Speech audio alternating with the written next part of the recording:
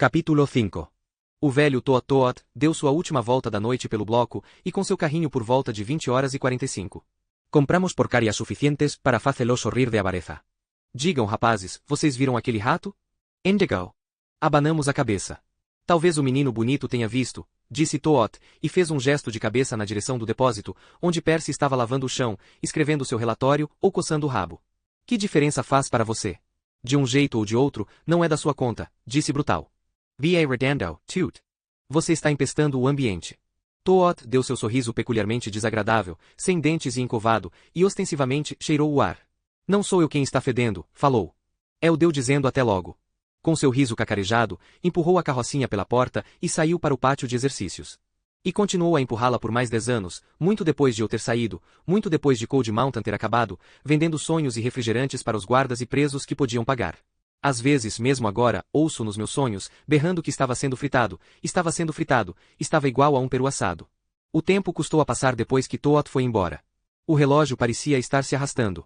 Ficamos com o rádio ligado durante 1h30, Varton relinchando suas gargalhadas com Fred Allen e o Allen Zaley, embora duvide muitíssimo de que ele entendesse várias das piadas. John Coffey ficou sentado na ponta do catre, as mãos juntas, os olhos raramente se afastando de quem quer que estivesse na mesa de guarda. Já vi homens esperando desse jeito, em estações da Greyon, pela chamada para seus ônibus. Por volta de 22h45, Percy voltou do depósito e me entregou um relatório que tinha sido laboriosamente escrito a lápis. Havia migalhas de borracha sobre a folha de papel, em borrões sujos. Ele me viu passar o polegar por cima de um dele, se disse apressadamente. Isso é só um primeiro rascunho, mais ou menos. Vou passar a limpo depois. O que você acha? O que eu achei foi que era a mais indigna maldita tentativa de encobrimento que tinha lido desde que nascerá. O que disse a ele foi que estava muito bem, e ele foi embora, satisfeito. Dee e Harry jogavam dominó, falando alto demais, discutindo demais por causa da contagem, e olhando para os ponteiros lerdos do relógio a mais ou menos cada 5 segundos. Em pelo menos uma das partidas nessa noite, eles pareceram repetir as jogadas algumas vezes. Havia tanta tensão no ar que eu senti quase como se pudesse cortá-la feito argila, e as únicas pessoas que pareciam não senti-la eram Percy e Wild Bill. Quando deu 10 para meia-noite, já não aguentava mais e fiz um pequeno sinal com a cabeça para Dean. Ele foi ao meu escritório com uma garrafa de RC Cola, que comprará da carrocinha de Toot, e voltou 1 ou 2 minutos depois. O refrigerante agora estava numa caneca de lata, que um preso não podia partir e depois usar como arma de corte. Peguei-a e olhei em volta. Harry, Dean e Brutal estavam todos me observando. O mesmo, aliás, fazia John Coffey. Mas Percy não. Percy tinha voltado para o depósito, onde provavelmente se sentia mais à vontade, nessa noite especialmente. Dei uma cheirada rápida na caneca, e não senti nenhum cheiro além do de refrigerante, que naquela época tinha um aroma de canela esquisito, mas agradável. Levei-a até a cela de Varton. Ele estava deitado no catre. Não estava se masturbando, pelo menos ainda não, mas tinha uma ereção, e tanto por dentro da cueca, e de vez em quando dava-lhe um bom puxão, como um contrabaixista drogado, martelando uma corda grossa demais. Kid, disse eu. Não me aborreça, retrucou. Está bem, aqueci. Trouxe-lhe um refrigerante por ter se portado como um ser humano a noite toda, o que para você é um recorde, mas eu mesmo vou tomar. Fiz o movimento como se fosse realmente beber, erguendo a caneca de lata, cheia de marcas dos lados de tantas batidas, furiosas em muitas grades de celas, até meus lábios. Varton saltou do catre como um raio, o que não me surpreendeu. Não era um blefe muito arriscado. A maioria dos detentos profundos, era assim que chamávamos os condenados à prisão perpétua, os estupradores e os homens destinados à velha fagulha. Faz qualquer negócio por doces, e ele não era exceção. Me dá isso, seu idiota, disse Varton. Falou como se fosse um capataz, e eu apenas um pobre peão. Dá Proquet. Segurei-a junto das grades, mas do lado de fora, deixando que ele é que tivesse que estender o braço através delas. Fazer ao contrário, era uma receita de desastre, como qualquer guarda penitenciário pode lhe dizer. Isso era o tipo de coisa em que a gente pensava sem nem saber que estava pensando. O modo como sabíamos que não podíamos deixar os presos nos chamar pelos prenomes, o modo como sabíamos que o som de chaves tinindo depressa significava encrenca no bloco, porque era o barulho de um guarda correndo, e os guardas de uma prisão nunca correm a não ser que haja problemas no vale. Coisas que Percy Vetmore nunca iria captar. Nessa noite, porém, Varton não estava com nenhum interesse em agarrar ou estrangular. Pegou rápido a caneca de lata, bebeu o refrigerante em 3 goladas compridas, depois soltou um arroto sonoro. Excellent! Exclamou. Estendi a mão. Ekenaca! Ele a reteve por um instante, provocando-me com os olhos. E se eu ficar com ela? Dei de ombros. Entraremos aí, e a tomaremos de volta. Você vai lá pro quartinho. E terá bebido sua última RC Cola. Isto é, a menos que a sirvam lá no inferno. Seu sorriso sumiu. Não gosto de piadas sobre o inferno, seu guardinha. Empurrou a caneca para fora das grades. Aí. Tom. Peguei-a. De trás de mim, Percy disse. Em nome de Deus, por que você quis dar um refrigerante a um boçal como ele? Porque estava carregado com suficiente soporífero da enfermaria para deixá-lo deitado de costas por 48 horas, que ele nem sentiu o gosto, pensei eu. Em Paul, falou Brutal, o dom da caridade não se manifesta aos pouquinhos e sim, se espalha como a chuva suave vinda do céu. Hã? Fez Percy, franzindo a testa. Quer dizer que ele tem o coração mole. Sempre teve, sempre vai ter. Quer jogar uma partida, Percy? Percy rosnou. Com exceção de burro em pé e batalha, esse é o jogo mais idiota que já se inventou.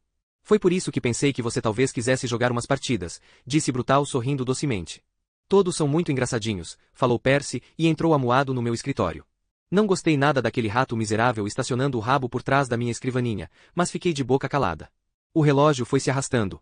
00:20, 00:30. À 00:40, John Coffey levantou-se do catre e ficou de pé junto da porta da cela, segurando as grades de leve. Brutal e eu fomos até a cela de Varton e olhamos para dentro. Ele estava deitado no catre, sorrindo para o teto. Os olhos estavam abertos, mas pareciam duas bolas grandes de vidro. Uma das mãos estava sobre o peito e a outra estava dependurada frouxa do lado do catre, os nós dos dedos raspando no chão. Puxa, disse Brutal, de Billy the Kid para Willy, o chorão em menos de 1 hora. Gostaria de saber quantas pílulas de morfina Dean colocou naquele refrigerante. Oh, sufficient, retracui. Minha voz estava ligeiramente trêmula. Não sei se Brutal percebeu, mas eu sim. Venha. Vamos em frente. Você não quer esperar até o beleza aí desmaiar? Ele já está desmaiado, bruto. Só está dopado demais para fechar os olhos. Você é quem manda. Olhou em volta à procura de Harry, mas ele já estava ali. Dee estava sentado, impertigado, à mesa de guarda, misturando as pedras de dominó, tão depressa que parecia que iam pegar fogo, a cada embaralhada lançando uma olhadela para a esquerda, para meu escritório. De olho em Percy. Já está na hora. Pergunta Harry. Seu rosto comprido e equino estava muito pálido sobre a camisa azul do uniforme, mas tinha uma expressão decidida. Está, falei. Se nós vamos adiante com isso, está na hora. Harry fez o sinal da cruz e beijou o polegar. Então foi até a solitária, destravou e abriu a porta, voltando com a camisa de força. Entregue a brutal. Nós três fomos andando pelo corredor verde. Coffey ficou de pé junto da porta da cela, olhando-nos caminhar e sem dizer uma palavra. Quando chegamos à mesa de guarda, Brutal pôs a camisa de força atrás das costas, que eram suficientemente largas para ocultá-la com facilidade. Boa sorte, disse Dean. Estava tão pálido quanto Harry e com a fisionomia igualmente decidida. Percy estava bem atrás da minha escrivaninha, sentado em minha cadeira e com a testa franzida lendo o livro que vinha carregando nas últimas noites, nem Argose nem Stag, mas sim como cuidar dos doentes mentais em asilos. Você poderia até pensar pelo olhar culpado e receoso que nos lançou quando entramos, que era os últimos dias de Sodoma e Gomorra. O quê? Perguntou, fechando o livro depressa. O que vocês querem? Conversar com você, Percy, respondi. Só isso. Mas ele leu nos nossos rostos muito mais do que uma vontade de conversar e levantou-se de um salto, apressando-se, não chegando propriamente a correr, mas quase, na direção da porta aberta que dava para o depósito. Ele achou que tínhamos vindo para lhe fazer no mínimo uma provocação, ou, mais provavelmente, dar-lhe uma boa sova. Harry cortou seu caminho por trás e bloqueou o portal, os braços cruzados sobre o peito. Ai. Percy voltou-se para mim, alarmado, mas tentando não demonstrá-lo. O que é isso? Não pergunte, Percy, disse eu. Pensei que eu estaria bem, ao menos de volta ao normal, depois que efetivamente dessemos início a esse negócio maluco, mas não estava funcionando desse jeito. Não podia acreditar no que estava fazendo. Era como se fosse um sonho ruim. Continuava esperando que minha mulher me acordasse e me dissesse que eu estava gemendo enquanto dormia. Será mais fácil se você simplesmente não resistir. O que o véu tem atrás das costas? Perguntou Percy com a voz trêmula, virando-se para ver melhor Brutal. Nada, falou Brutal. Bem, isso suponho. Exibiu a camisa de força e sacudiu-a ao lado do quadril, como um toureiro sacudindo a capa para fazer o touro atacar. Percy arregalou os olhos e projetou-se para a frente. Pretendia fugir, mas Harry agarrou-lhe os braços e tudo o que ele conseguiu foi dar um salto para diante. Solte-me! Berrou Percy, tentando desvencilhar-se das mãos de Harry. Não ia conseguir. Harry pesava quase 50 quilos mais do que ele, e tinha os músculos de um homem que passava a maior parte do seu tempo livre arando e cortando lenha. Mas Percy fez um esforço suficientemente vigoroso para arrastar Harry até o meio da sala, e fazer enrugar o carpete com aquela cor verde desagradável, que eu estava sempre pretendendo substituir. Por um instante pensei que ele ia até livrar um braço. O pânico pode ser um motivador danado. Sosseg, Percy, falei. Será mais fácil se você não venha me dizer para sossegar, seu ignorante. Berrou Percy, dando trancos nos ombros e tentando livrar os braços. Trate de se afastar de mim. Todos vocês. Eu conheço gente. Gente graúda. Se vocês não pararem com isso, vão ter que ir até lá na Carolina do Sul, só para conseguir uma refeição na fila da sopa dos pobres. Deu outro impulso para frente, e esbarrou com a parte superior das coxas na minha escrivaninha. O livro que ele estava lendo, Como Cuidar dos Doentes Mentais em Asilos, saltou, e o livreto menor, do tamanho de um panfleto, que estava escondido dentro dele, pulou para fora. Não era de espantar que Percy tivesse ficado com uma expressão de culpa quando entramos. Não era os últimos dias de Sodoma e Gomorra, porém era um que nós às vezes dávamos aos detentos que estavam se sentindo com muito tesão e que tinham se portado bem o bastante para merecerem um prêmio. Acho que já o mencionei. O livrinho de história em quadrinhos em que Olivia Palito transa com todo mundo, só escapando o bebê da história. Achei triste o fato de Percy estar em meu escritório, se entretendo com pornografia tão pobre. Harry, ou o que eu podia ver dele por cima dos ombros retorcidos de Percy, fez uma expressão um tanto enojada, mas Brutal caiu na gargalhada e isso fez Percy perder o ânimo de lutar, pelo menos por enquanto. Oh, Percyzinho, disse ele. O que iria dizer sua mãe? Aliás, o que iria dizer o governador? Percy estava com o rosto inteiramente vermelho. Trate de calar a boca. E deixe minha mãe fora disso. Brutal atirou-me a camisa de força e chegou com o rosto bem perto do de Percy. Sem dúvida.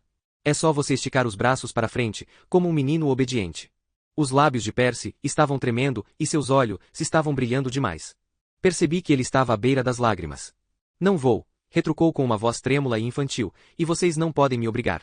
Então elevou a voz e começou a berrar por socorro. Harry fez uma careta e eu também. Se em algum momento estivemos perto de abandonar a coisa toda, foi naquele momento. Poderíamos ter parado, se não fosse por Brutal, que não hesitou um segundo. Postou-se atrás de Percy, ficando ombro a ombro com Harry, que ainda estava com as mãos de Percy presas às costas. Brutal estendeu as mãos e agarrou as orelhas de Percy. Pare com essa gritaria, disse Brutal. A menos que queira ter o par de olhos roxos mais sensacional do mundo. Percy parou de gritar socorro, e apenas ficou ali parado, tremendo e olhando para baixo, para a capa do livrinho tosco de histórias em quadrinhos, que mostrava Popeye e Olivia Palito transando numa maneira criativa que eu nunca tinha experimentado. Oh, Popeye! Dizia o balão por cima da cabeça dela. Oda, Oda, Oda, Oda! Dizia o que estava sobre a cabeça de Popeye. Ele continuava fumando seu cachimbo. Estenda os braços para frente, ordenou Brutal, e chega de tolice por causa disso. Já. Não vou, disse Percy. Não vou, e você não pode me obrigar. Você está inteiramente enganado a esse respeito, sabe? Falou Brutal, e então, apertou as mãos nas orelhas de Percy, e torceu-as, como se torce o botão de controle de um forno. Um forno que não estivesse cozinhando de forma adequada. Percy soltou um grito infeliz de dor e surpresa, que eu gostaria muito de não ter ouvido. Não foi apenas de dor e de surpresa, entende, foi de compreensão. Pela primeira vez na vida, Percy estava se dando conta de que coisas horríveis não aconteciam só com outras pessoas, as que não tinham a felicidade de serem aparentadas com o governador. Queria mandar Brutal parar, mas, é claro, não podia. As coisas já tinham ido muito longe. Tudo o que podia fazer era lembrar a mim mesmo que Percy tinha submetido Delacroix a agonias que só Deus sabia simplesmente porque Delacroix tinha rido dele. A recordação não adiantou muito para suavizar o modo como eu me sentia. Talvez tivesse adiantado se eu fosse semelhante a Percy. Estique esses braços para lá, benzinho, disse Brutal, ou vai levar outro apertão. Harry já tinha soltado o jovem senhor. Wetmore. Soluçando como um garotinho, as lágrimas que estavam enchendo seus olhos agora escorrendo-lhes pela face, Percy esticou as mãos de repente, bem para frente, como um sonâmbulo num filme cômico. Eu enfiei as mangas da camisa de força por seus braços, numa fração de segundo. Mal as tinha posto por cima dos ombros e Brutal, soltou as orelhas de Percy, e agarrou as correias que ficavam pendentes dos pulsos. Puxou as mãos de Percy em volta dos lados do corpo, de modo que seus braços ficaram cruzados, apertados, na frente do peito. Nesse meio tempo, Harry abotoou as costas e prendeu as correias transversais. Depois do momento em que Percy se rendeu e esticou os braços, a coisa toda levou menos de 10 segundos. Certo, meu bem, disse Brutal.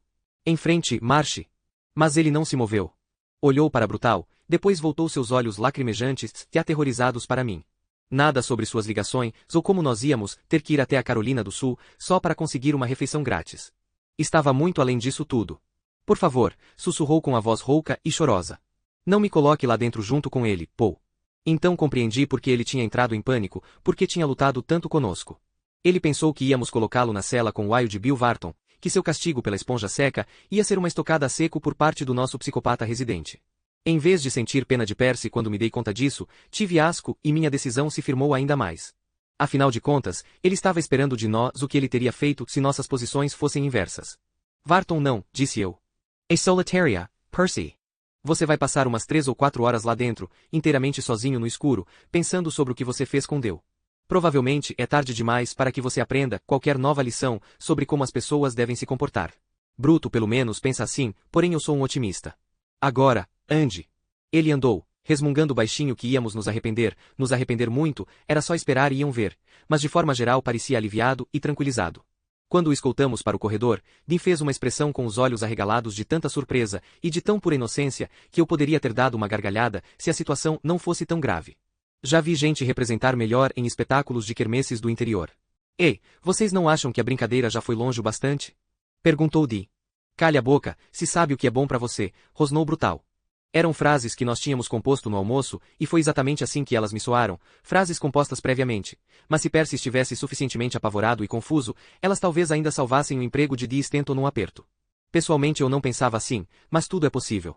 Sempre que duvidei disso, naquela época ou desde então, bastou eu pensar em John Coffey e no rato de Delacroix.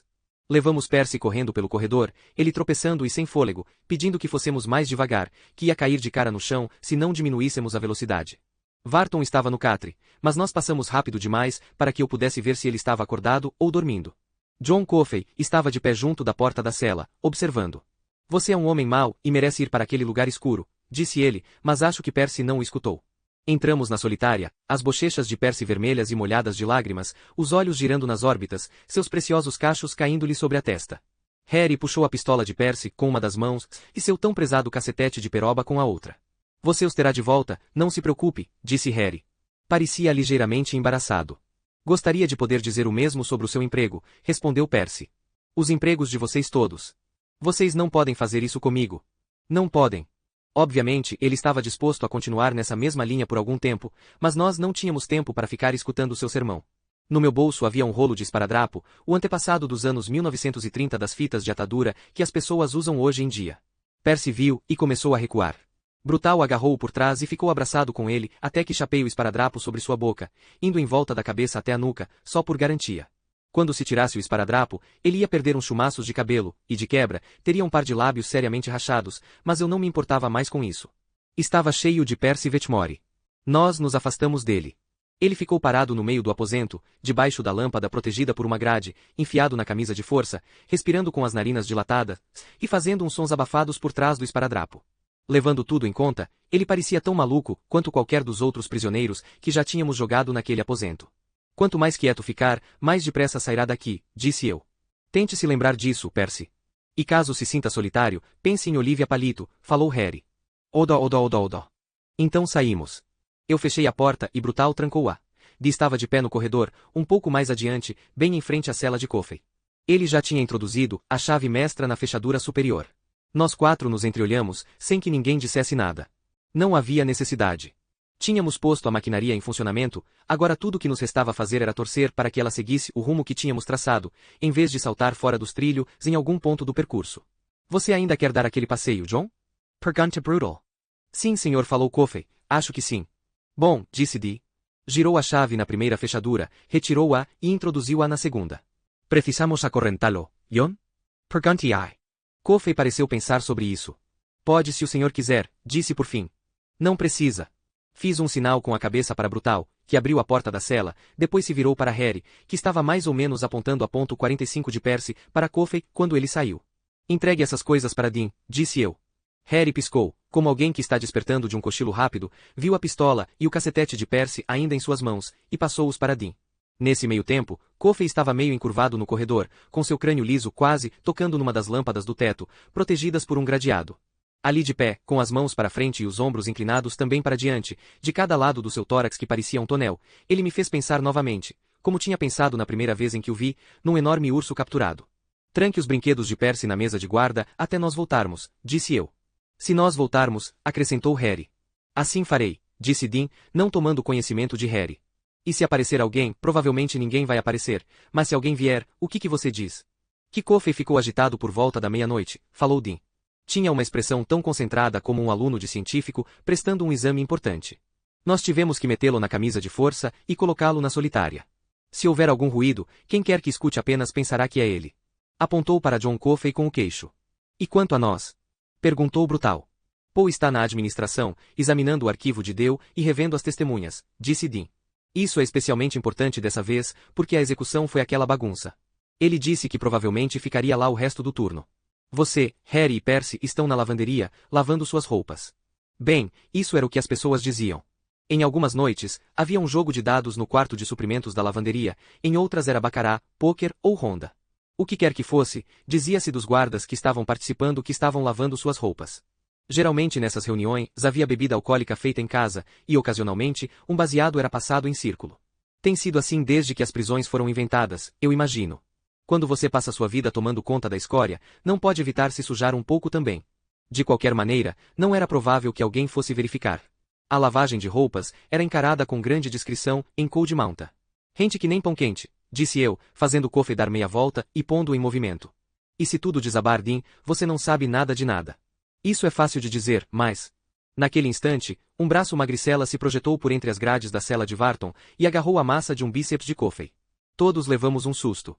Varton devia estar morto para o mundo, quase em coma, e no entanto ali estava de pé, oscilando para frente e para trás sobre os pés, como um pugilista muito golpeado, com um sorriso torto.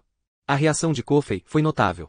Ele não puxou o braço, mas também se assustou como nós, aspirando o ar por entre os dentes como alguém que encostou em alguma coisa fria e desagradável.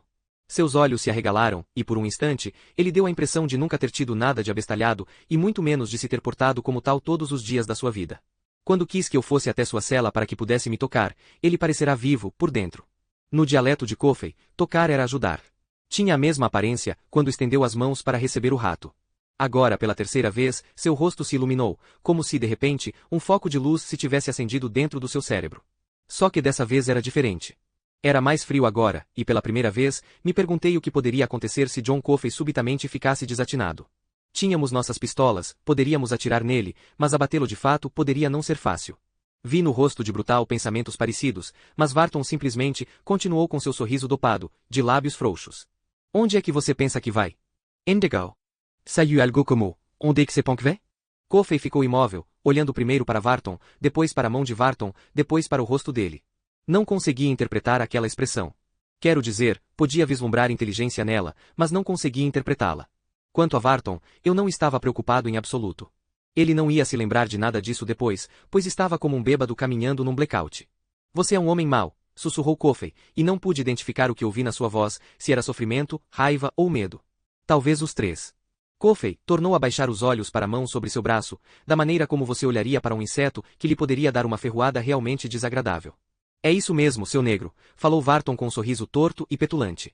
Tão mal quanto você quiser. De repente tive certeza de que alguma coisa terrível ia acontecer, alguma coisa que mudaria o rumo planejado para esse início de madrugada, de modo tão completo, como um terremoto cataclísmico pode mudar o curso de um rio. Ia acontecer, e nada que eu ou qualquer de nós fizesse iria impedi-lo.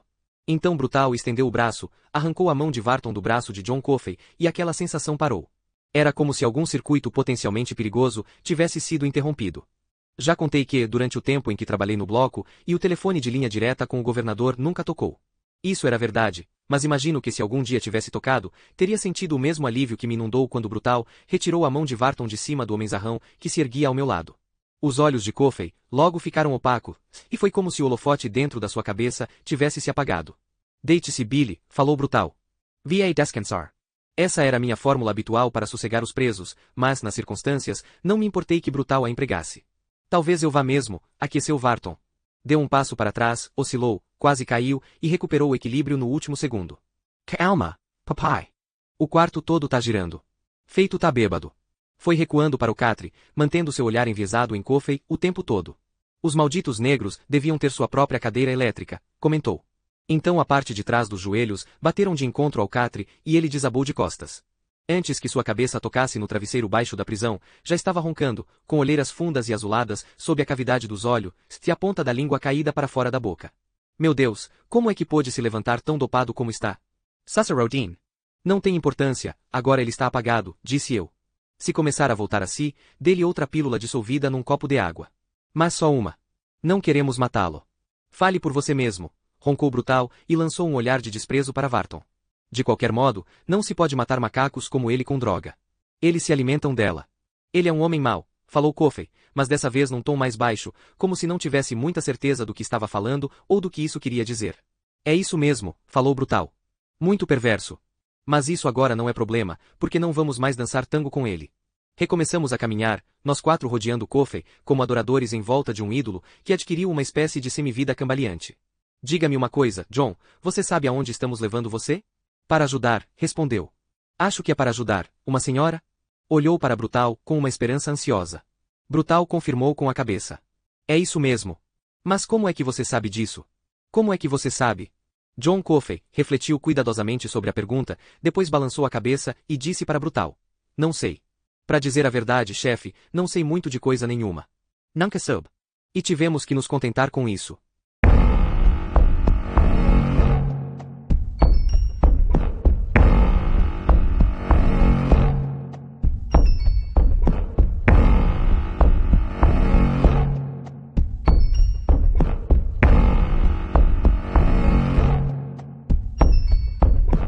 Capítulo 6. Eu sabia que a portinha entre o escritório e os degraus que desciam para o depósito não tinha sido feita pensando em pessoas como Coffey, mas não me dera conta de como era grande a disparidade até ele ficar diante dela, olhando para ela com ar pensativo. Harry deu uma risada, mas o próprio John pareceu não ver nenhuma graça num homem grande de pé diante de uma porta pequena. É claro que não veria, mesmo que fosse vários graus mais inteligente do que era. Ele tinha sido grande daquele jeito na maior parte da vida, e aquela porta era apenas um pouco menor do que a maioria.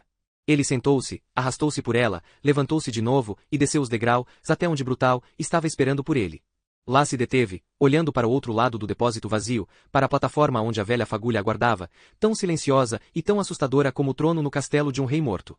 O capacete estava dependurado com uma elegância descabida de uma das quinas do espaldar, mas parecendo menos uma coroa de rei do que o gorro de um bobo da corte, que ele usaria ou sacudiria no ar para fazer seu público ilustre rir mais das suas piadas. A sombra da cadeira, alongada e angulosa, subia por uma parede como uma ameaça. E, de fato, achei que ainda podia sentir no ar o cheiro de carne queimada. Era tênue, mas achei que era mais do que apenas imaginação. Harry abaixou-se e passou pela porta, depois eu. Não gostei do jeito como John estava olhando para a velha fagulha, petrificado e com os olhos arregalados. Menos ainda do que vi nos seus braços quando cheguei perto dele, a pele arrepiada. Vamos, garotão, disse eu. Peguei seu pulso e tentei puxá-lo na direção da porta que levava para o túnel. Inicialmente ele não se moveu, e era como se eu estivesse tentando arrancar um pedregulho incrustado no chão apenas com as mãos. Vamos, John, temos que ir, a menos que você queira que a carruagem com os 4 cavalos se transforme de volta numa abóbora, falou Harry, dando sua risada nervosa novamente. Pegou o outro braço de John e puxou, mas John continuava sem se mexer. E então ele falou algo num tom baixo e sonhador. Não era para mim que estava falando, nem para qualquer de nós, mas mesmo assim nunca mais esqueci. Eles ainda estão ali. Pedaços deles, ainda ali. Ouço os gritos deles. As risadinhas nervosas de Harry pararam, deixando-o com um sorriso que ficou pendurado nos seus lábios, como uma janela torta pendurada, para fora de uma casa vazia. Brutal lançou-me um olhar que era quase de terror e afastou-se de John Coffey.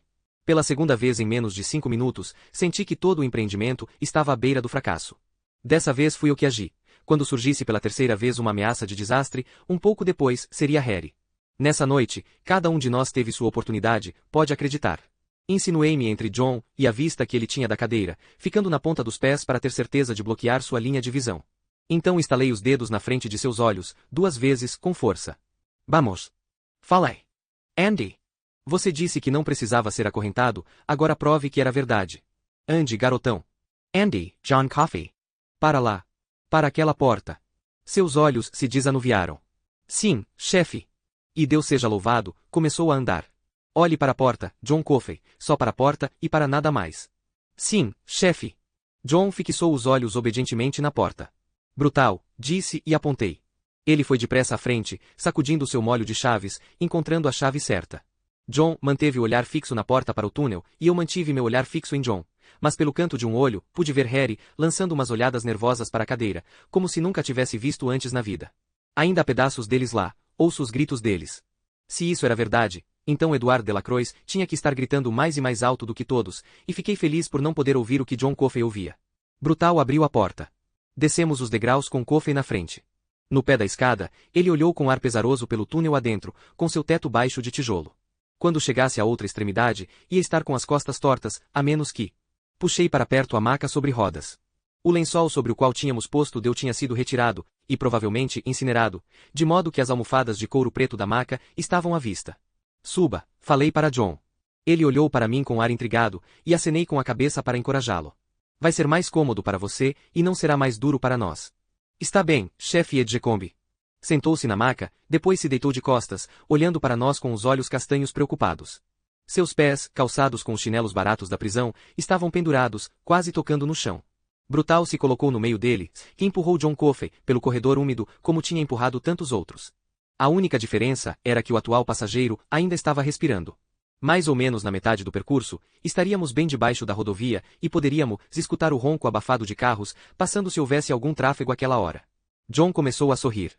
Ei, falou, isso é divertido. Ele não ia achar o mesmo da próxima vez em que andasse na maca, foi o pensamento que me cruzou a mente. Na realidade, da próxima vez que andasse na maca, não iria sentir nada. O sentiria. Ainda há pedaços deles lá, dissera ele podia ouvi-los gritando. Caminhando atrás dos demais, e sem ser visto por eles, estremeci. Espero que tenha se lembrado de Aladdin, chefe Edgecombe, disse Brutal, quando chegamos ao final do túnel. Não se preocupe, retruquei. Aladdin não era diferente das outras chaves que eu levava comigo naquela época, e eu tinha um molho que devia pesar uns 2 quilos. Porém era a chave mestra das chaves mestras, a que abria tudo. Naquela época, havia uma chave Aladdin para cada um dos 5 blocos de celas, cada uma propriedade do supervisor do bloco. Outros guardas podiam tomá-la emprestada, mas só os chefes dos guardas não precisavam assinar o registro para retirá-la. No final do túnel, havia um portão com barras de aço. Ele sempre me recordava filmes que tinha visto de velhos castelos, dos tempos antigos em que os cavaleiros eram audazes e a cavalaria estava no auge. Só que Cold Mountain ficava muito longe de Camelot. Para lá do portão, um lance de degrau subia até uma porta metálica discreta, dessas que abrem para cima, com avisos pelo lado de fora que diziam proibida a passagem, propriedade estadual e cerca eletrificada. Destranquei o portão, e Harry abriu-o por completo. Subimos, John Coffey mais uma vez na frente, os ombros encurvados e a cabeça abaixada. No topo, Harry passou por ele, mas não sem alguma dificuldade, embora ele fosse o menor de nós, e destravou a porta metálica. Ela era pesada. Ele podia movê-la, mas não era capaz de erguê-la. Deixe comigo, chefe, disse John. Passou de novo para frente, empurrando Harry de encontro à parede com o quadril ao passar, e ergueu a porta metálica com uma das mãos. Parecia que ela era feita de papelão, e não de uma placa de aço. O ar frio da noite, levado pelo vento que descia das montanhas e que teríamos agora, quase sempre até março ou abril, soprou em nossos rostos. Com ele veio um rodamuinho de folhas secas e John Coffey pegou uma delas com a mão que estava livre. Nunca me esquecerei do modo como ele olhou para ela, nem como ele amassou sob seu nariz largo e bonito para que o aroma se desprendesse. Vamos, disse Brutal. Vamos embora, em frente, marche. Saímos. John abaixou a porta metálica e Brutal a trancou. Não se precisava da chave Aladdin para esta porta, mas ela era necessária para destravar o portão do cercado de poste e cerca de arame que circundava a própria porta. Fique com as mãos grudadas ao corpo ao passar, grandalhão, murmurou Harry. Não toque no arame, se não quiser ter uma queimadura feia. Logo estávamos livres, de pé no acostamento da estrada, num pequeno grupo, 3 sopés em volta de uma montanha, foi como imaginei que parecíamos, olhando para o outro lado para os muros, as luzes e as torres de sentinelas da penitenciária de Cold Mountain. Podia mesmo ver o vulto esmaecido de um guarda dentro de uma daquelas torres, soprando nas mãos para esquentá-las, mas só por um instante. As janelas das torres que davam para a estrada eram pequenas e não tinham importância. Mesmo assim, tínhamos que nos manter muito, muito em silêncio. E se um carro calhasse de passar agora, estaríamos numa grande encrenca. Vamos, sussurrei. Vá na frente, Harry. Fomos nos movendo furtivamente para o norte, ao longo da rodovia, numa pequena fila indiana, Harry primeiro, depois John Coffey, depois Brutal, depois eu. Chegamos ao topo da primeira elevação e descemos pelo lado oposto, de onde tudo o que podíamos ver da prisão era o brilho forte das luzes nas copas das árvores. E Harry continuava a nos guiar para diante. Onde foi que você estacionou? Soprou Brutal como se estivesse num palco, a condensação se formando na saída da boca como uma nuvem branca. Baltimore? Está logo ali adiante, respondeu Harry, num tom nervoso e irritadiço. Tenha um pouco de calma, Brutus. Coffey, entretanto, pelo que eu tinha visto, estaria disposto a caminhar até o raiar do sol, talvez até que ele se pusesse de novo.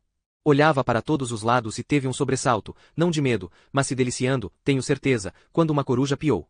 Dei-me conta de que, embora pudesse ter medo do escuro dentro de um edifício, ali fora não o temia em absoluto. Estava acariciando a noite, esfregando nela seus sentidos do mesmo modo que um homem poderia esfregar o rosto nas curvas e concavidades dos seios de uma mulher. Entramos aqui, murmurou Harry. Um pequeno ramal de estrada, estreito de terra, com mato crescendo na elevação do centro, se abria para a direita. Entramos por ele, e caminhamos mais uns 350 metros. Brutal estava começando a reclamar de novo quando Harry parou, foi para o lado esquerdo da estradinha, e começou a retirar um leque de galhos partidos de pinheiro. John e Brutal ajudaram, e antes que eu pudesse juntar-me a eles, tinham descoberto o focinho amassado de uma velha caminhonete farmal, cujos faróis amarrados com arame nos fitavam como 2 olhos esbugalhados. Quis tomar todo o cuidado possível, sabe? Explicou Harry a Brutal com uma voz fina de repreensão. Isso pode ser uma grande brincadeira para você, Brutus Ovel, mas eu venho de uma família muito religiosa. Tenho primos no interior tão santos que fazem os cristãos parecerem leões, e se eu for apanhado metido numa coisa dessas? Está certo, disse Brutal. Eu estou apenas nervoso, é só isso. Eu também, retrucou Harry. Agora, se essa maldita coisa pelo menos pegar. Deu a volta em torno do capô da caminhonete, ainda resmungando, e Brutal piscou um olho para mim. Para Coffey, nós tínhamos deixado de existir. Com a cabeça deitada para trás, estava absorvendo a visão das estrelas espalhadas pelo céu. Se você quiser, vou na traseira com ele, ofereceu-se Brutal. Atrás de nós, o motor de arranque da Farmal guinchou um pouco, parecendo um cachorro velho tentando pôr-se de pé numa manhã fria de inverno, e então pegou com um estrondo. Harry o manteve acelerado durante algum tempo, e depois o deixou ficar numa marcha lenta e regular. Não precisa nós dois irmos. Entre na frente, falei. Você pode ir com ele na viagem de volta. Isto é, se não terminarmos fazendo-a trancafiados na traseira da nossa própria diligência. Não fale assim, disse ele, com um ar realmente inquieto. Foi como se ele tivesse se dado conta pela primeira vez de como seria grave para nós se fossemos apanhados. Meu Deus, Paul! Vamos, disse eu. Entre na cabina. Fez como mandei. Fiquei puxando o braço de Coffey até conseguir fazer com que sua atenção voltasse um pouco para a terra. Então o levei para a traseira da caminhonete, que tinha estacas nas laterais. Harry tinha posto uma lona cobrindo essas estacas, o que seria de alguma utilidade se cruzássemos com carros ou caminhões indo na direção oposta. Mas não pudera fazer nada quanto ao teto. Upa cavalinho, garotão, disse eu. Vamos dar o passeio agora? Isso mesmo. Que bom. Sorry. Foi um sorriso doce e adorável, talvez mais ainda porque não era complicado por muita coisa em termos de ideias. Subiu na traseira. Subi atrás dele, fui até a parte da frente da plataforma da caminhonete e bati no teto da cabina. Harry engatou a primeira, e a caminhonete saiu da pequena clareira em que ele a tinha escondido, sacudindo e balançando. John Coffey ficou ali parado, no centro da plataforma do veículo, com as pernas abertas e a cabeça inclinada para cima, para as estrelas, com um sorriso largo, sem se preocupar com os ramos que o chicotearam quando Harry fez a curva para levar o veículo de volta para a estrada. Olhe, chefe! Exclamou com a voz baixa e embevecida, apontando para a noite negra lá em cima. É Cassie, a dama na cadeira de balanço. Ele tinha razão. Pude vê-la na alameda de estrelas, entre as massas escuras das árvores que passavam. Mas não foi em Cassiopeia que pensei quando ele falou na dama na cadeira de balanço, foi em Melinda Moores. Estou vendo, John, disse eu e puxei seu braço. Mas agora você tem que se sentar, está bem? Sentou-se com as costas apoiadas na cabina, sem tirar por um instante os olhos do céu noturno. Havia no seu rosto uma expressão de felicidade sublime e sem pensamentos. A cada volta dos pneus carecas da Farmal, o corredor verde ficava mais longe, e por enquanto pelo menos, o fluxo aparentemente interminável das lágrimas de John Coffey tinha parado.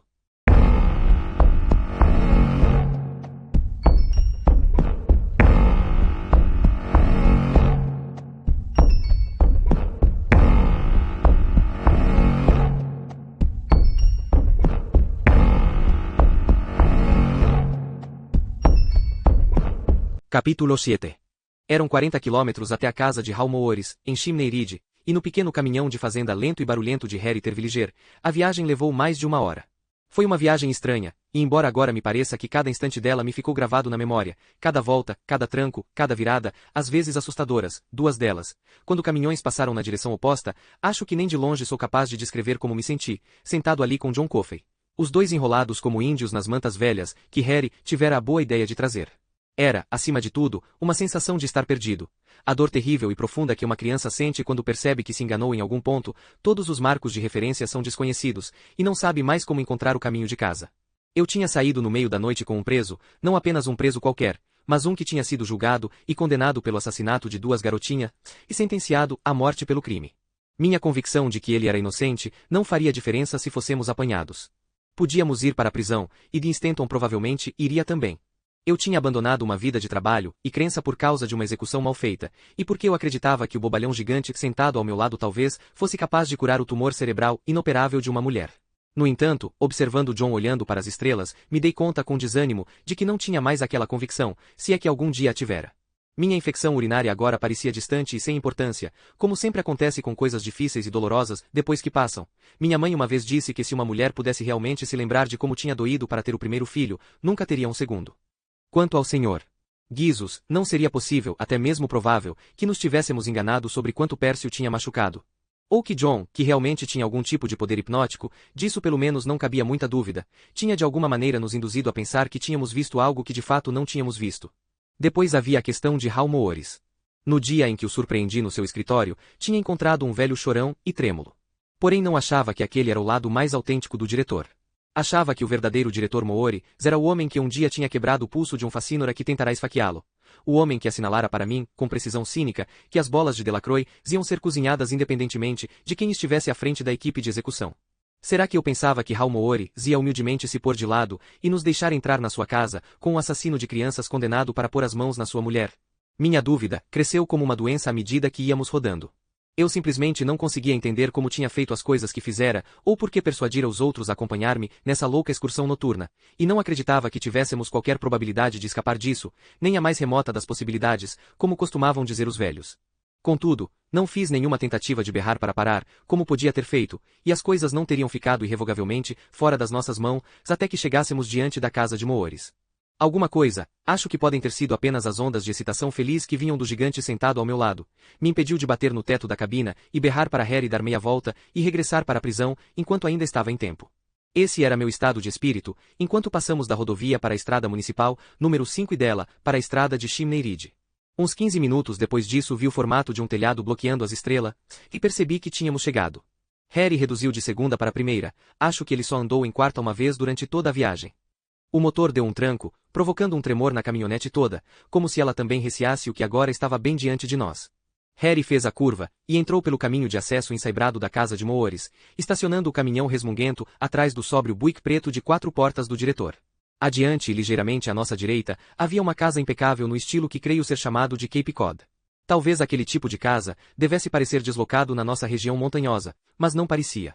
A lua tinha saído, seu sorriso um pouco maior nessa madrugada, e com o luar pude ver que o jardim, sempre conservado com tanta beleza, agora parecia abandonado. Ele parecia ser quase todo feito de nada mais do que folhas que não tinham sido varridas. Em circunstâncias normais, teria sido tarefa de Melly, mas nesse outono ela não estivera em condições de varrer folha seca, e nunca mais veria as folhas caírem. Essa é que era a verdade dos fatos, e eu fora um louco em achar que esse idiota de olhar perdido poderia mudá-la. Mas talvez ainda não fosse tarde demais para salvar-nos. Fiz menção de me levantar, e a manta em que estava enrolado escorregou dos meus ombros.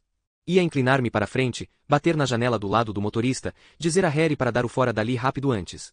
John Coffey segurou meu antebraço num dos seus punhos gigantescos, puxando de novo para baixo tão facilmente quanto eu o teria feito com um bebê. Olhe, chefe, disse, apontando. Alguém está de pé. Segui a direção do seu dedo e tive uma sensação de vazio, não no coração, mas na barriga. Havia uma faixa de luz em uma das janelas dos fundos. Mais provavelmente o quarto onde Melinda agora passava seus dias e suas noites. Ela não tinha condição tanto de usar a escada, como de varrer as folhas, que tinham caído durante a recente tempestade. Eles tinham escutado a caminhonete, é claro. O maldito farmal de Harry Terwilliger, com o motor berrando e peidando por um cano de descarga, sem o impedimento de algo tão simples como um silencioso. Que diabo, de qualquer maneira os Moores provavelmente não estavam dormindo assim tão bem ultimamente. Acendeu-se uma luz mais próxima da frente da casa, a cozinha, depois a lâmpada do teto da sala de visitas, depois a do hall de entrada, depois a que ficava sobre a varanda da porta da frente. Acompanhei essas luzes marchando para a frente do modo, como um homem de pé, contra uma parede de cimento, e fumando seu último cigarro, poderia acompanhar o passo cadenciado de um pelotão de fuzilamento que se aproximava. Entretanto, não admiti inteiramente para mim, nem mesmo então que era tarde demais, até que a batida irregular do motor da Farmal sumiu no silêncio, e as portas rangeram, e o cascalho fez ruído quando Harry e Brutal saíram. John tinha se levantado, puxando-me com ele. Na luz fraca, sua fisionomia parecia cheia de vida e expectativa. Por que não? Lembro-me de ter pensado. Por que não haveria de ter essa expectativa? Ele é um tolo. Brutal e Harry estavam parados ombro a ombro diante da traseira da caminhonete, como garotos numa tempestade, e vi que ambos pareciam tão assustados, confusos e inquietos como eu. Isso fez com que eu me sentisse pior ainda. John desceu. Para ele era mais uma descida de degrau do que um salto. Segui-o, com as pernas duras e me sentindo infeliz. Teria me esparramado no cascalho frio, se ele não me tivesse segurado pelo braço.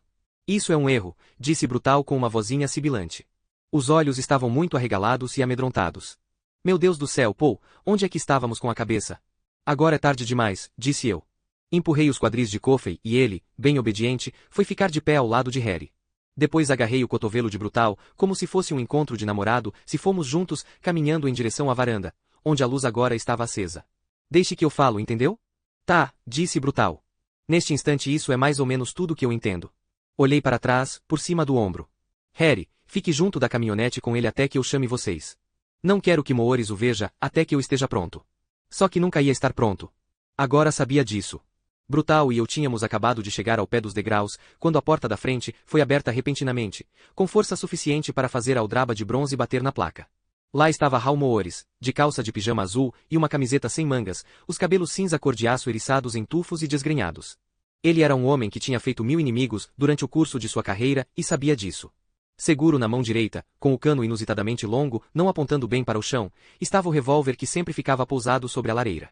Era um tipo de arma conhecido como um Ned Buntline especial, tinha sido do seu avô, e naquele preciso momento, vi isso com mais um vazio na barriga, estava perfeitamente engatilhado. Com os demônios, quem anda por aí às 2:30 nesta maldita madrugada? Indigo. Não detectei nenhum medo em absoluto na sua voz. E, pelo menos por enquanto, seu tremor tinha parado. A mão que segurava o revólver estava firme como uma pedra. Respondam-me, o cano do revólver começou a se erguer. Pare, diretor.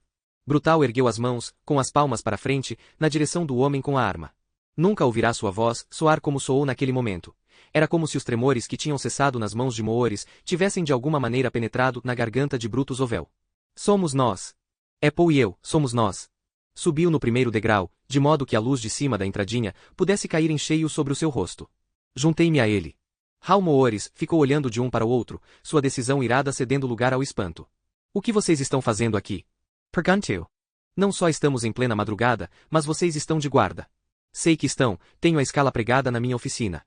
Então, oh meu Deus, não é uma greve, é? Ou um motim?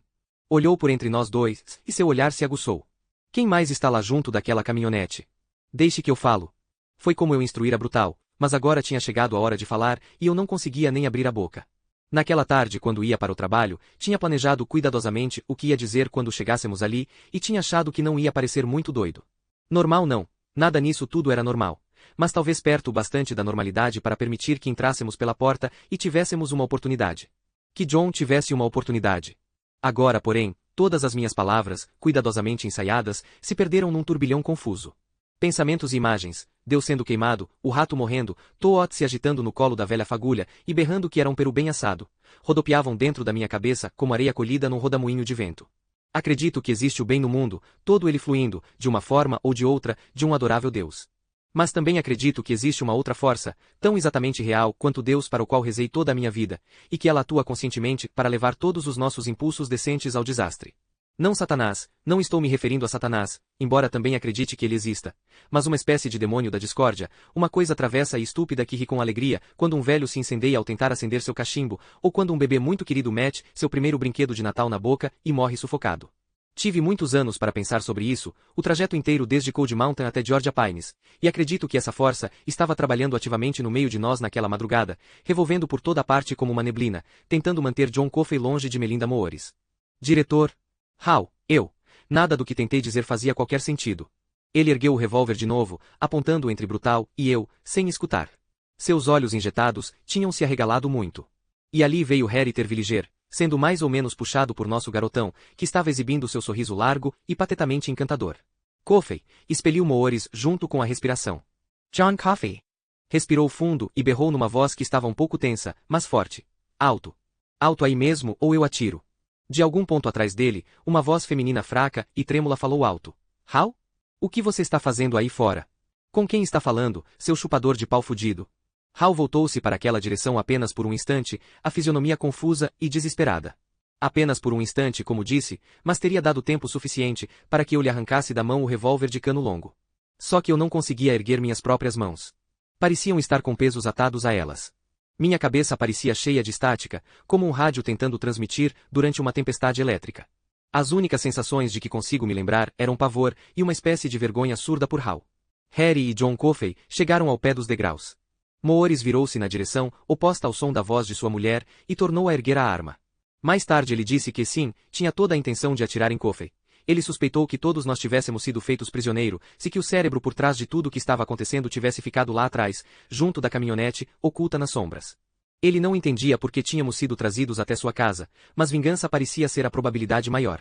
Antes que ele pudesse disparar, Harry Terwilliger deu um passo à frente de Coffey e depois se postou diante dele, protegendo a maior parte do seu corpo.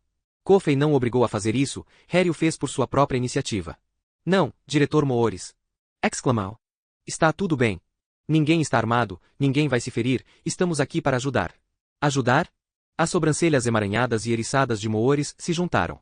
Os olhos faiscaram. Não conseguia tirar os olhos do gatilho do Buntline. Ajudar o quê? Ajudar quem? Como se em resposta, a voz trêmula da mulher idosa se elevou novamente, briguenta, convicta e inteiramente perdida. Venha aqui pra dentro e enfie no meu buraco quente, seu filho da puta. Traga seus amigos de merda também. Deixe todos eles terem vez. Olhei para Brutal, abalado até a alma. Eu sabia que ela falava palavrões, que o tumor estava de alguma maneira fazendo-a falar palavrões, mas isso era mais. Muito mais. O que vocês estão fazendo aqui? Moores tornou a nos perguntar. Muito da firmeza tinha desaparecido da sua voz. Os gritos de sua mulher tinham surtido esse efeito. Não estou entendendo. É uma fuga de presos ou... John pôs Harry de lado, simplesmente levantou-o do chão e colocou-o para o lado, e depois subiu até a entradinha. Ficou entre Brutal e eu, tão grande que quase nos empurrou, um para cada lado, por cima das moitas de plantas ornamentais de mele. Os olhos de Moores se elevaram para acompanhá-lo, do modo como os olhos de uma pessoa fazem quando ela está tentando enxergar o topo de uma árvore alta. E de repente o mundo se encaixou no lugar para mim. Aquele espírito de discórdia, que tinha embaralhado meus pensamentos como dedos poderosos remexendo dentro da areia ou de grãos de arroz, tinha desaparecido. Achei que também tinha entendido por que Harry fora capaz de agir, enquanto Brutal e eu só conseguíamos ficar de pé, inúteis e indecisos, diante de nosso chefe. Harry estava com John. E seja lá qual for o espírito que se opõe ao outro, o demoníaco, estava em John Coffey naquela noite. E quando John avançou para encarar o diretor Moores, foi aquele espírito, algo branco, é assim que penso nele, como algo branco, que tomou conta da situação. A outra coisa não foi embora, mas eu podia senti-la recuando como uma sombra debaixo de uma súbita luz forte. Eu quero ajudar, disse John Coffey. Moores ergueu os olhos para ele, os olhos fascinados, boquiaberto. Quando Coffey retirou o Buntline especial da mão dele e passou-o para mim, acho que Hal nem percebeu que não tinha mais a arma. Cuidadosamente, desarmei o gatilho. Mais tarde, quando conferi o tambor, constatei que estivera vazio o tempo todo. Às vezes me pergunto se Hal sabia disso. Nesse meio tempo, John ainda estava murmurando. Eu vim para ajudar. Só para ajudar. É só o que eu quero. Ha! Gritou ela do quarto nos fundos. Sua voz agora parecia um pouco mais forte, mas também parecia temerosa, como se aquela coisa que tanto nos havia confundido e atemorizado tivesse agora recuado para ela. Faça-os ir embora, quem quer que eles sejam. Não precisamos de vendedores no meio da noite.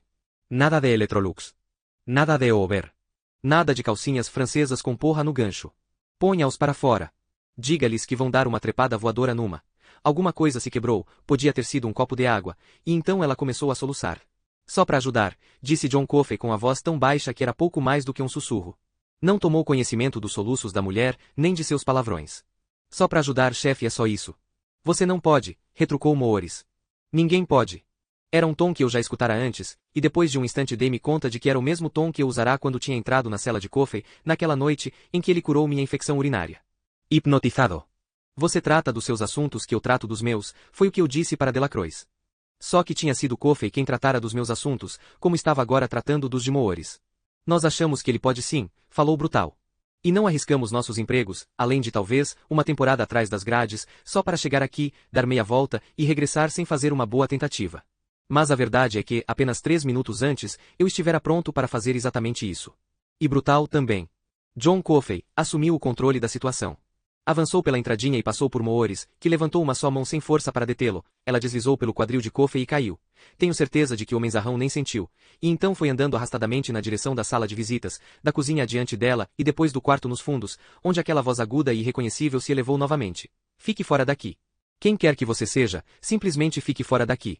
Não estou vestida, meus peitos estão de fora e minha xoxota está tomando ar. John não lhe deu atenção, e apenas continuou indo, um passo atrás do outro, a cabeça encurvada para não quebrar os lustres, o crânio marrom e redondo reluzindo, as mãos balançando dos lados do corpanzil. Depois de um instante, fomos atrás dele, eu primeiro, Brutal, e Hal lado a lado, e Harry cerrando a fila. Uma coisa eu entendi perfeitamente bem. Agora estava tudo fora de nossas mãos e nas de John.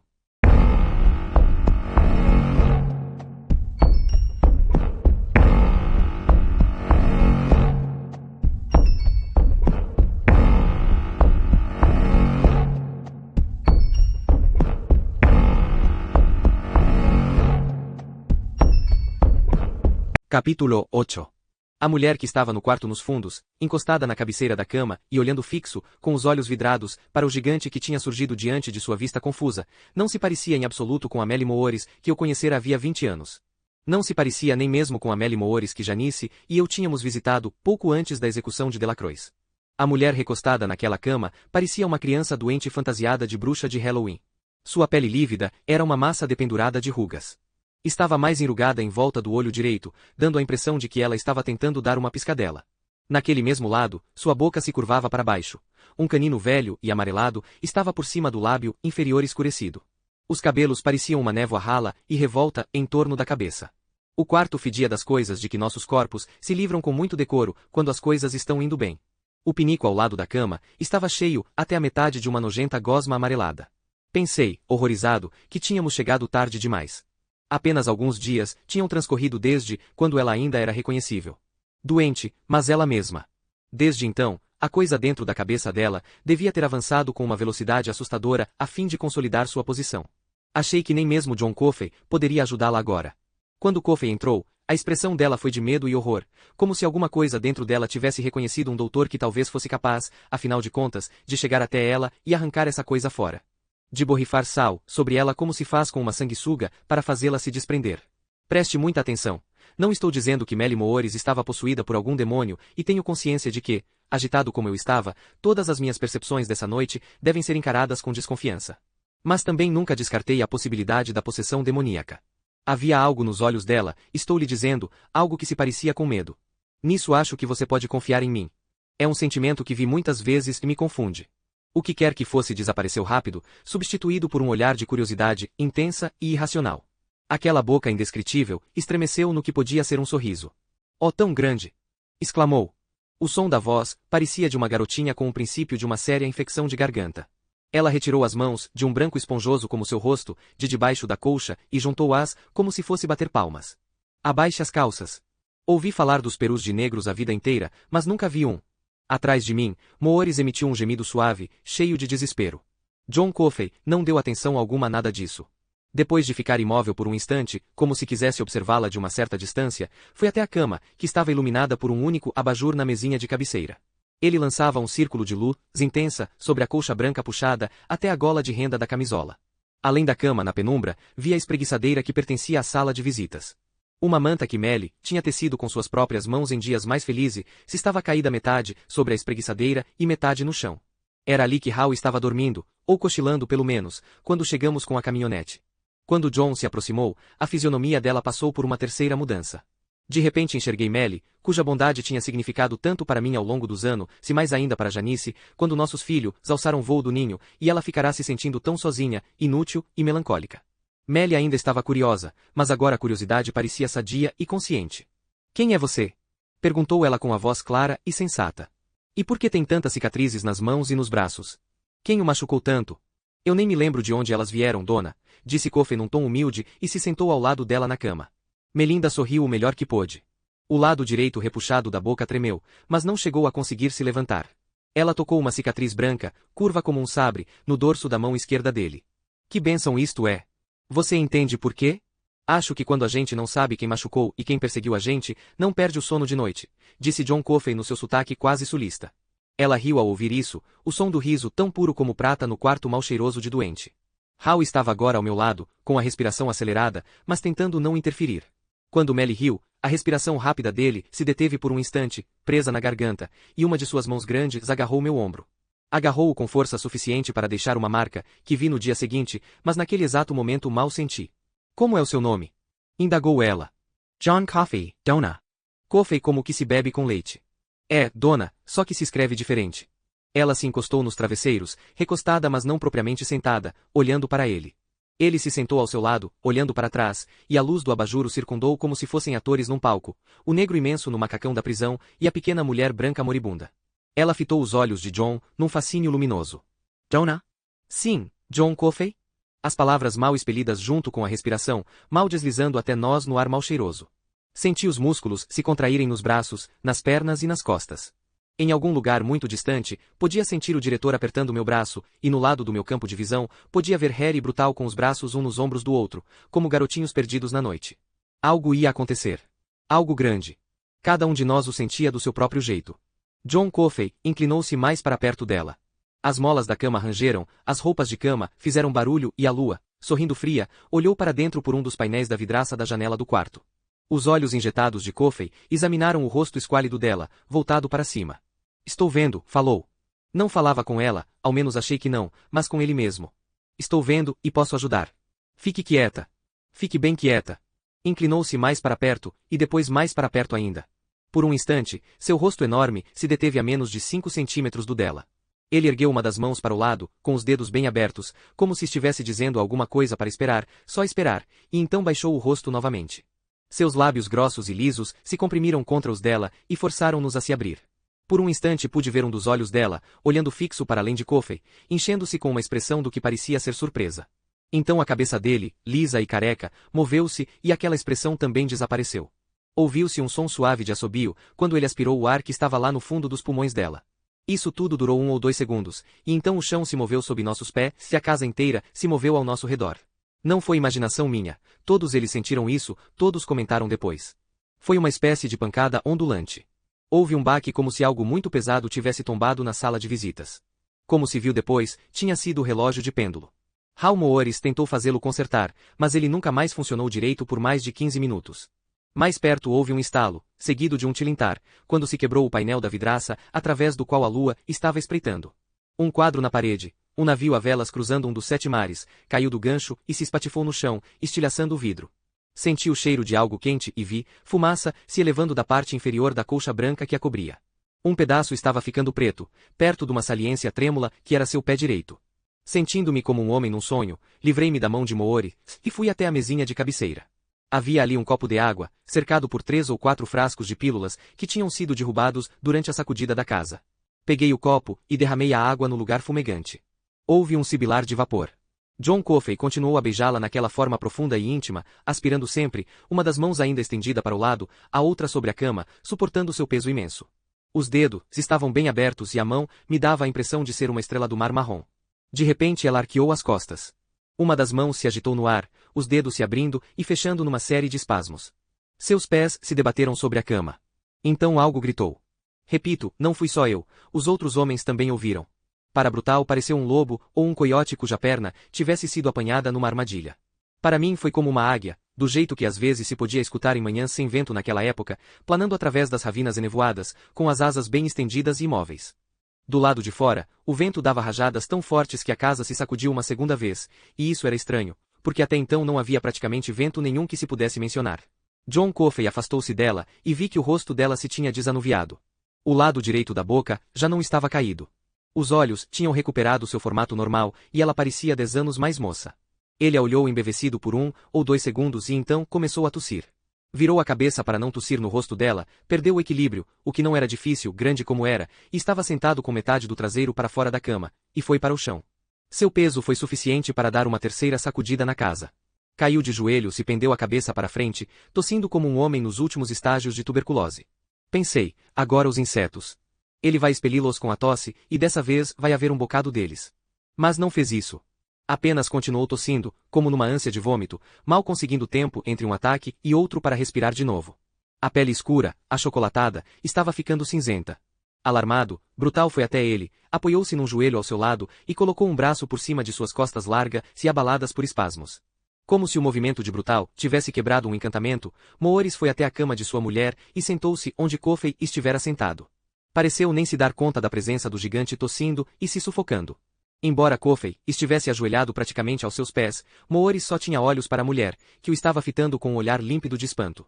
Vê-la assim, era como olhar para um espelho, sujo que tivesse sido limpo por completo. John. Para Brutal. Vomit. Vomite como você fez antes. John continuou com aquela tosse sufocada. Os olhos estavam rasos d'água, não de pranto, mas de esforço.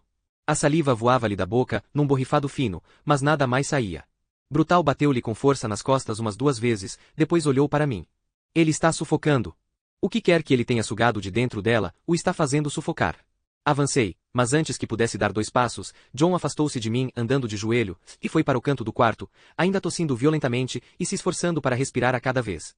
Apoiou a testa no papel de parede, rosas silvestres vermelha, espalhando-se por uma parede de jardim, e emitiu um som horripilante, profundo e dilacerante, como se estivesse tentando vomitar o tecido da própria garganta. Lembro-me de ter pensado que se alguma coisa pudesse fazê-lo vomitar, isso traria os insetos para fora, mas não houve nem sinal deles. Não obstante, o ataque de tosse pareceu atenuar-se um pouco.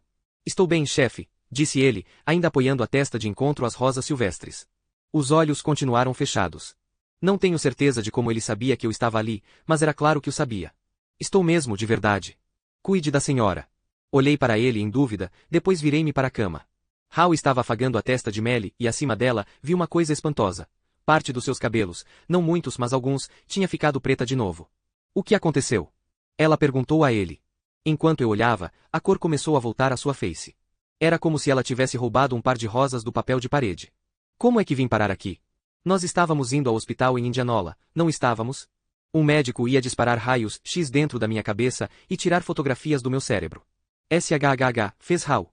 SHHH, querida minha, nada disso tem importância agora. Mas eu não compreendo. Ela exclamou quase num queixume. Paramos num quiosque na beira da estrada. Você me comprou um buquezinho de 10 centavos. E depois, estou aqui. Está escuro. Você já jantou, Hal? Por que estou no quarto de hóspedes? Tiraram o raio-x? Seus olhos passaram por Harry quase sem vê-lo, imagino que isso tenha sido um choque, e se fixaram em mim. Paul? Tiraram o raio-x? Tararam, respondi. Não deu nada. Não encontraram um tumor? Não, disse eu. Eles dizem que provavelmente as dores de cabeça agora vão parar. Ao seu lado, Hal irrompeu em prantos. Ela inclinou-se para a frente e beijou-lhe a têmpora. Depois seus olhos se moveram para o canto. Quem é esse negro? Por que ele está ali no canto? Virei-me e vi John tentando se pôr de pé. Brutal ajudou-o e John conseguiu, com um último impulso. Entretanto, ficou de cara para a parede, como uma criança que se comportou mal. Ainda estava tossindo em espasmos, mas eles pareciam agora estar diminuindo. John, falei. Dê meia volta, garotão, e veja esta senhora. Ele se voltou devagar. Seu rosto ainda estava cinza, e parecia 10 anos mais velho, como um homem que tinha sido forte e que estava por fim perdendo a batalha contra a tuberculose. Os olhos estavam baixos, presos às sandálias da prisão, e ele tinha o ar de quem gostaria de ter um chapéu para torcer nas mãos. Quem é você? Perguntou ela novamente. Como é seu nome? John Coffey, dona, respondeu, ao que ela imediatamente retrucou. Mas não escrito como que se bebe com leite. Hal estremeceu ao lado dela. Ela o sentiu, e deu umas palmadinhas tranquilizadoras na mão dele, sem tirar os olhos do negro. Sonhei com você, disse ela com uma voz macia e intrigada. Sonhei que você estava vagando na escuridão, e eu também. Encontramos um ao outro. John Coffey não disse nada. Encontramos um ao outro na escuridão, falou. Levante-se, Hal, você está me prendendo aqui. Ele se levantou, e viu incrédulo, ela afastar a colcha. Melly, você não pode. Não seja bobo, disse ela e girou as pernas para fora da cama. É claro que posso. Ajeitou a camisola, esticou-se e depois ficou de pé. Meu Deus, sussurrou Hal. Meu santo Deus do céu, olhe só para ela. Ela foi até John Coffey. Brutal afastou-se dela com uma expressão de espanto no rosto. Ela mancou ao dar o primeiro passo, apoiou-se apenas um pouco mais na perna direita por um instante, e depois até isso passou. Lembrei-me de Brutal, dando o carretel colorido para Delacroix e dizendo, jogue-o, quero ver como ele corre. Naquela ocasião o Sr. Guizos tinha mancado, mas na noite seguinte, quando Deu percorreu o corredor verde, ele estava bom. Melly colocou os braços em volta de John, e deu-lhe um abraço apertado. Coffey ficou parado ali por um momento, deixando-se abraçar, e depois ergueu uma das mãos e alisou o topo da cabeça dela. Fez isso com uma delicadeza infinita. Seu rosto ainda estava cinza. Achei que estava com um ar gravemente doente. Ela se afastou, o rosto erguido para ele. Obrigada. De nada, dona. Ela se voltou e caminhou para Hal. Ele pôs os braços em volta dela. Paul, era Harry. Estendeu o pulso direito para mim e bateu no relógio. Eram quase 3 horas. A luz começaria a aparecer por volta das 4:30. Se queríamos levar Coffey de volta para Cold Mountain antes que isso acontecesse, tínhamos que ir logo. E eu queria levá-lo de volta. Em parte porque quanto mais isso demorasse, menores seriam nossas chances de escaparmos dessa, sem dúvida. Mas também queria John num lugar onde pudesse legalmente chamar um médico para vê-lo, se fosse preciso. Olhando para ele, achei que poderia ser preciso. Os Moores estavam sentados na beirada da cama, abraçados. Pensei em pedir a Hal que fosse comigo até a sala de visitas para lhe falar a sós, depois percebi que podia pedir-lhe isso o quanto quisesse, que ele não se moveria de onde estava naquele momento. Ele seria capaz de tirar os olhos dela, por alguns segundos pelo menos, quando o sol se levantasse, mas não agora. Hal, falei.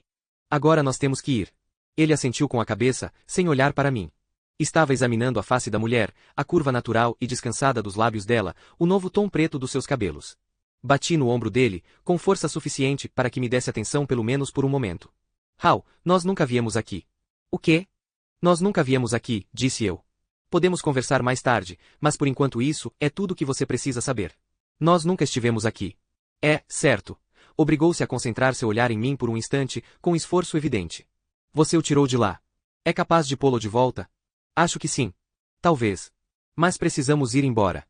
Como é que você sabia que ele podia fazer isso? Depois abanou a cabeça, como se ele próprio se tivesse dado conta de que esse não era o momento. Pô, obrigado. Não agradeça a mim, falei. Agradeceu a John. Olhou para John Coffey, depois esticou a mão, tal como eu fizera no dia em que Harry e Percy tinham escoltado John para dentro do bloco. Obrigado. Muito, muito obrigado. John olhou para a mão. Brutal deu-lhe uma cotovelada, nada sutil nas costelas. John se assustou, depois pegou a mão estendida e apertou-a. Para cima, para baixo, para o centro, soltou. De nada, falou com a voz rouca. Para mim pareceu a voz de Melly, quando ela tinha batido as palmas das mãos, se dito a John para baixar as calças. De nada, repetiu para o homem que, no curso normal das coisas, iria com aquela mão pegar uma caneta e com ela assinar a ordem de execução de John Coffey. Harry bateu no relógio, dessa vez com mais ênfase. Bruto? Disse eu. Pronto? Olá, Brutus, disse Melinda num tom alegre, como se o estivesse notando pela primeira vez. Que bom ver você. Vocês querem um chá? Quer, Hal? Posso preparar? Levantou-se novamente. Estive doente, mas agora me sinto muito bem. Melhor do que me senti durante muitos anos. Obrigado, senhora. Moores, mas temos que ir embora, disse Brutal. Já passou da hora de dormir de John. Sorriu para mostrar que era brincadeira, mas o olhar que lançou para John tinha a mesma ansiedade que eu estava sentindo. Bem, se você tem certeza, sim senhora. Vamos, John Coffey. Puxou o braço de John para que ele começasse a andar, e ele foi. Esperem um minuto. Melinda se desvencilhou da mão de Hal e correu, com a leveza de uma menina, até onde estava John. Colocou os braços em volta dele e deu-lhe outro abraço apertado. Depois ergueu as mãos até a nuca e retirou uma correntinha de dentro da camisola. Na ponta havia um medalhão de prata. Estendeu-o para John, que olhou para aquilo sem compreender. É São Cristóvão, disse ela. Quero que fique com ele, senhor Coffey, e o use. Ele o protegerá. Por favor, use-o. Por mim. John olhou para mim perturbado, e eu olhei para Hal, que primeiro espalmou as mãos e depois fez que sim com a cabeça. Pegue-o, John, falei. É um presente. John o pegou, passou a corrente em volta do pescoço de touro e deixou o medalhão de São Cristóvão cair por dentro da camisa. Agora tinha parado inteiramente de tossir, mas achei que estava com a fisionomia mais cinzenta e mais doentia do que nunca. Obrigado, dona, disse ele. Não, retrucou ela. Obrigada a você. Obrigada a você, John Coffey.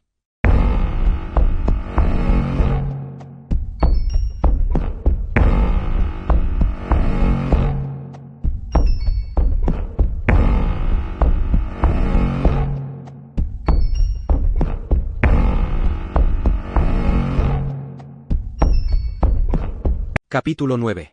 Na volta, fui na cabina com Harry e fiquei muito feliz por estar ali. O aquecimento estava quebrado, mas pelo menos não estávamos ao ar livre. Tínhamos rodado uns 15 quilômetros, quando Harry enxergou um pequeno desvio e entrou nele com a caminhonete. O que foi? Perguntei. É algum rolimã? Na minha cabeça, o problema podia ser esse ou qualquer outra coisa. Cada peça do motor e da transmissão da Farmal parecia estar prestes a funcionar mal de forma catastrófica ou quebrar por completo. Negativo, disse Harry, num tom de quem pede desculpas. É só que preciso mijar. Minha bexiga está estourando. Acabou que todos nós precisávamos, salvo John. Quando Brutal perguntou se ele não queria descer e nos ajudar a regar as moitas, ele se limitou a sacudir a cabeça, sem erguer os olhos. Estava encostado na parte de trás da cabina, com uma das mantas do exército por cima dos ombros, como um poncho mexicano. Não pude ler nada na fisionomia dele, mas podia ouvir-lhe a respiração, seca e áspera, como o vento soprando através de palha. Não gostei nada daquilo. Fui até um grupo de salgueiros, abri o zíper e soltei. Ainda não tinha passado tempo suficiente desde a minha infecção urinária para que a amnésia do corpo funcionasse plenamente, mas pude me sentir grato pelo fato de ser capaz de mijar sem precisar gritar. Fiquei ali de pé, esvaziando a bexiga e olhando para a lua. Mal me dava conta de Brutal, de pé ao meu lado e fazendo o mesmo que eu, até que ele disse em voz baixa. Ele não vai nunca se sentar na velha fagulha. Olhei para ele, surpreso e um pouco assustado com a certeza serena no tom de voz. O que você quer dizer? Quero dizer que foi por algum motivo que ele tragou aquela coisa, em vez de cuspi-la, como tinha feito antes. Pode levar uma semana, pois ele é um bocado grande e forte, mas aposto que vai ser mais rápido. Um de nós vai fazer a ronda de verificação e lá estará ele, morto como uma pedra no catre. Achava que tinha terminado de mijar, mas com isso um pequeno tremor contorceu minhas costas e esguichou um pouquinho mais. Enquanto fechava o zíper, pensei que o que Brutal estava dizendo fazia muito sentido. E desejei, pesando tudo, que ele tivesse razão. John Coffey não merecia morrer de jeito nenhum, se meu raciocínio sobre as meninas de Terick estava certo, mas se ele de fato morresse, não queria que fosse pela minha mão. Não tinha certeza de ser capaz de erguer minha mão para fazê-lo, se chegássemos a isso. Vamos, murmurou Harry no escuro. Está ficando tarde. Vamos acabar com isso. Ao caminharmos de volta para a caminhonete, dei-me conta de que tínhamos deixado John inteiramente sozinho, burrice no nível de Percy Vetmore. Pensei que talvez ele houvesse ido embora, que ele teria cuspido os insetos assim que viu que não estava sendo vigiado, e então tinha simplesmente se mandado, como Hulk e Dee no grande lamaçal. Iríamos encontrar apenas a manta que ele estivera usando sobre os ombros. Mas lá estava ele, ainda sentado com as costas apoiadas na cabina e os antebraços escorados nos joelhos. Ergueu os olhos ao nos ouvir voltando e tentou dar-nos um sorriso, que ficou pairando ali no rosto sofrido e depois sumiu. Como é que você está indo, grandão? Indagou Brutal, tornando a subir na traseira da caminhonete e pegando sua própria manta. Muito bem, chefe, respondeu John tristemente.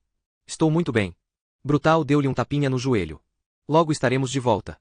E quando arrumarmos tudo, sabe o que mais? Vou providenciar para que você tenha uma caneca cheia de café quente. Com leite e açúcar também. Pode ter certeza disso, pensei, dando a volta para o lado do passageiro e subindo na cabina.